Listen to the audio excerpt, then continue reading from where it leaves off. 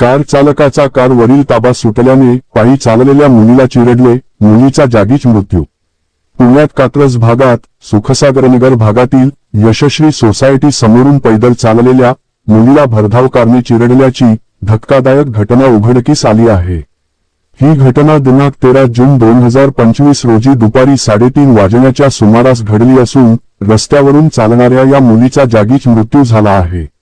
सतीश गुरुनाथ होनमाने वय 37 वर्ष राहणार गोकुळनगर असे अटक केलेल्या मोटार चालकाचे नाव असून श्रेया गौतम येवले वय 21 राहणार शीतल हाईट्स खंडोबा मंदिराजवळ कोंढवा असे मृत्यू झालेल्या तरुणीचे नाव आहे।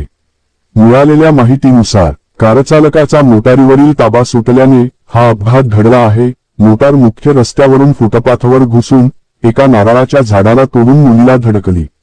हा अपघात एवढा भीषण होता की समोर असणारे बदामाचे झाड आणि मोटारीच्या मध्ये सापडून मुलीचा जागीच मृत्यू झाला। या घटनेची माहिती मिळताच भारती विद्यापीठ, बिबवेवाडी व कोंढवा पोलीस ठाण्याचे पोलीस कर्मचारी घटनास्थळी दाखल झाले। त्यांनी मृतदेह ताब्यात घेत ससून येथे शवविच्छेदनासाठी पाठवला असून पुढील तपास पोलीस करत आहेत। आपण पाहतात सतत भारत, मार्शल टाइम्स पुणे।